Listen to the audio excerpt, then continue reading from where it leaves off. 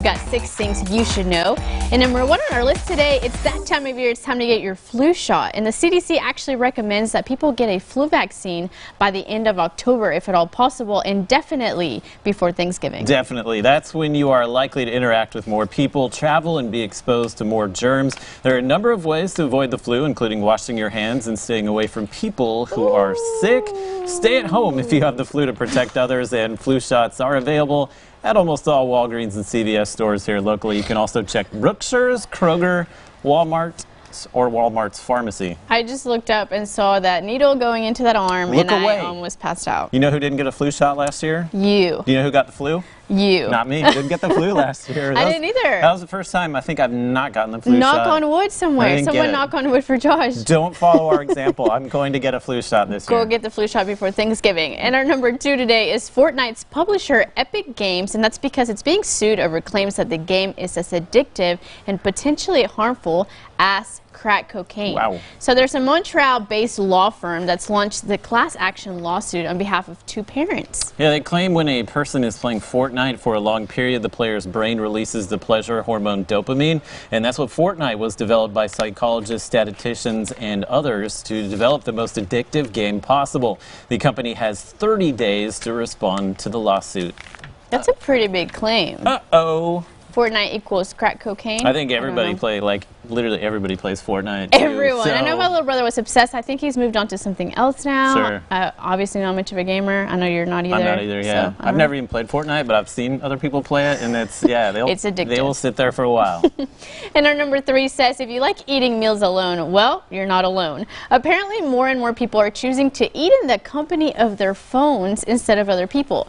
And there's a new study that looked at the dining habits of 2,000 Americans, and researchers found the average person eats roughly 8 meals alone each That's week. You prefer the company of your phone. Yes, right? I do. So 2 out of 3 people say they don't feel lonely while using apps on their phone during a meal. Analysts say a growing number of people actually look forward to eating by themselves. Study found close to 70% of participants say dining solo is more relaxing.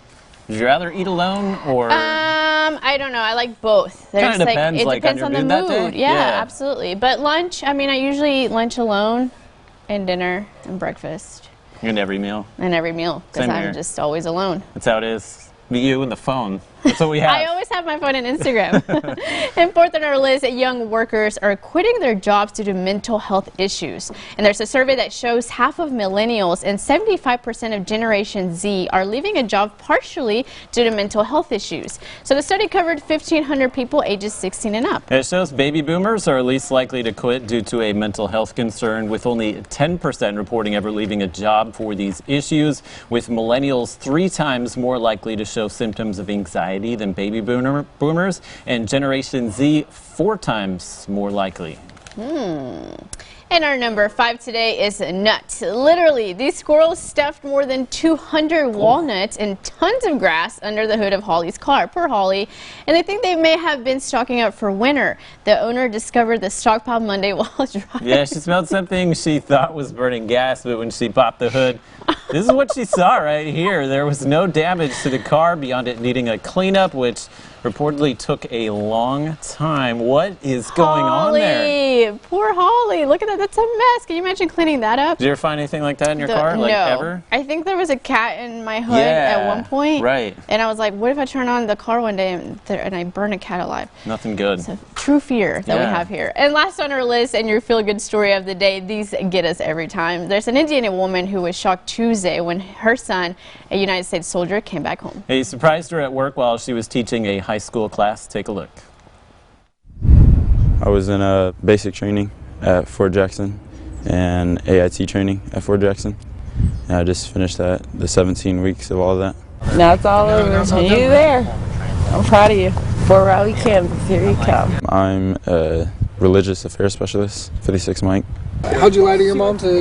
You just told her that you were going to Kansas? Mm-hmm. She's been a teacher here for, I think, a year. She's been there for the journey of me going through the Army and everything. And thought it would just be fun to surprise her. She's not expecting anything. I'm actually nervous and excited at the same time, but I think, yeah, I'm just going to go in the class when she's teaching everybody. She doesn't know you're going to be here for 2 weeks? No. She thinks you're going straight to Fort Riley? Yeah. She's gonna cry. Gonna give her a hug, and it's gonna be a bunch of tears. Okay, sure.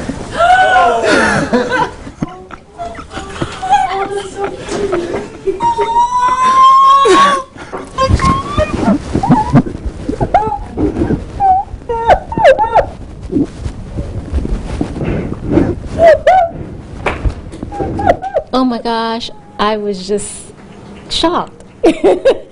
We just came back from his graduation, so he wasn't going to be coming home. So seeing him today has been an inspiration and joy.